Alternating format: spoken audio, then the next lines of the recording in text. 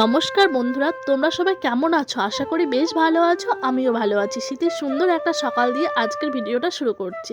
আমি যেহেতু কালকে বাবার বাড়িতে চলে এসেছি, তাই বাবার বাড়ির ভিডিওটাই তোমাদের সঙ্গে শেয়ার করছি। সকালে ঘুম থেকে উঠতে প্রায় 7টা মতো বেজে গেছিলো। তারপর ফ্রেশ ট্রেশ হয়ে চা খেয়ে নিয়েছি। আর এই যে ছোট্ট একটা বোনও এসেছে আমার সঙ্গে দেখা করার জন্য, যেহেতু আমি অনেকদিন পরে এসেছিলাম, তাই দিদির সঙ্গে দেখা করবে বলে চলে এসেছে।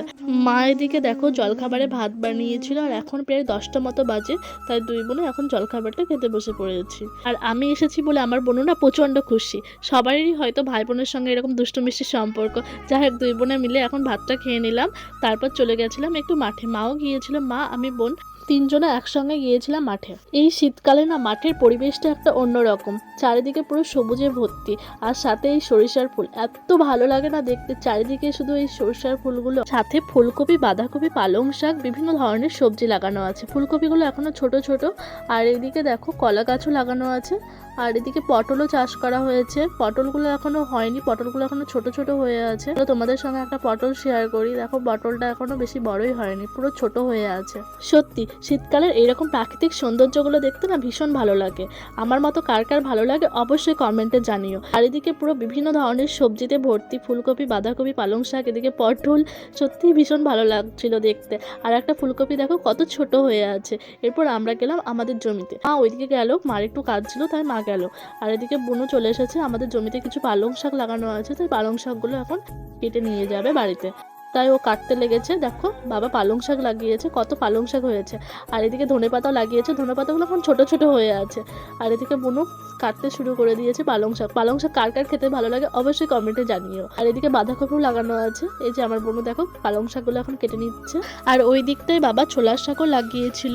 যেহেতু কদিন আগে জমিটা চাষ করা হয়েছে, তাই শাকগুলো নষ্ট হয়ে গেছে। পালং শাকগুলো যতটুকু আছে ওখান থেকে বেছে বেছে বোনও কেটে নিচ্ছিল। ওই দিকটায় না মূলো লাগানো ছিল, তাই মা গিয়েছিল এখন মূলগুলো তুলতে। এদিকে দেখো বাঁধাকপি লাগানো আছে। আমার যেটা কাজ আমি একটু ভিডিও করে নিচ্ছিলাম, সত্যি আমার খুব ভালো লাগছিল। আর এদিকে দেখো সব জমিতেই দেখছি বাঁধাকপি, ফুলকপি, সবকিছুর ভেতরে দেখছি কলা গাছগুলো লাগানো আছে। আর এই বাঁধাকপিগুলো দেখো এখনো তেমন ভাবে বড় হয়নি, ছোট ছোট হয়ে আছে।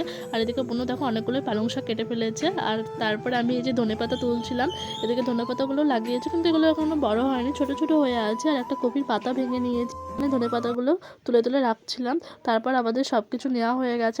আর এখন বাড়ি চলে যাচ্ছি। আর এই দিকটায় লাগানো আছে আলু, মশারি দিয়ে এইভাবে ঘেরা আছে যাতে ছাগল না আসে। তারপর বাড়ি এসে সমস্ত সবজিগুলো রেখে এখন আমরা বাদাম খেতে বসে পড়েছি। বাদাম খেতে খেতে মা এদিকে যে সবজিগুলো নিয়ে এসেছে মাঠ থেকে, ওইগুলো সব বেছে কেটে রেখেছে। এদিকে মাছ এসেছিল, আর এই মাছগুলো নেওয়া হয়েছে, জিওল মাছগুলো। আর এই মাছগুলোর মাথায় যেহেতু কাটা থাকে, তাই আমার তো প্রচন্ড ভয় লাগছিল যে মাছগুলো কিভাবে লাফাচ্ছিল। আর মা যাই হোক মাছগুলো এখন বেছে কেটে নিচ্ছে। আর এদিকে বোনও দেখো কত সাহস ও মাছগুলো ধরতে যাচ্ছে। আর এদিকে মাছ কাটা ধোয়া সমস্ত কিছু হয়ে গেছিল, তাই মা রান্না করতে বসে গেছিল। এদিকে ধনেপাতা বাটা হচ্ছে। ধনেপাতা বাটা তোমাদের কার কার খেতে ভালো লাগে অবশ্যই কমেন্টে জানিও। বোন ওইদিকে ধনেপাতাটা বাটছিল, আর মার ওদিকে রান্না করা হয়ে গেছে। আজকে মেনুতে ছিল ভাত, পেঁয়াজকলি ভাজা, সিম ভর্তা, ধনেপাতা বাটা, আর এই জিওল মাছের ঝোল। এগুলো দিয়ে ভাত খেয়ে নিচ্ছি। আর মার হাতে রান্না অনেকদিন পরে খেলাম, এটা স্বাদই আলাদা। খেয়ে উঠে একটা মুভি দেখছিলাম। তারপর বোনও বললো চ একটু রাস্তা দিয়ে বেরিয়ে আসি গা, তাই এখন বেড়াতে বেরিয়ে পড়েছি। আর এইদিকে দেখো একটা সেগুন বাগান আছে, এর পাশ দিয়ে যেতে হয় আমাদের পাড়ার মন্দিরটায়। এখানে অনেকগুলোই সেগুন গাছ লাগানো আছে। আর এইদিকে একটা গর্ত মতো আছে। যাই হোক এই রাস্তা ধরে এখন যাচ্ছি আমরা আমাদের পাড়ার মন্দিরটায়। আর এই মন্দিরটা না আমাদের পাড়ার একেবারে শেষের দিকে, তাই এদিকে তেমন কেউ থাকে না। মাঝে মাঝে পাড়ার বাচ্চাগুলো এসে এখানে খেলা করে। আর এই যে আমাদের পাড়ার দুর্গা মন্দিরটা।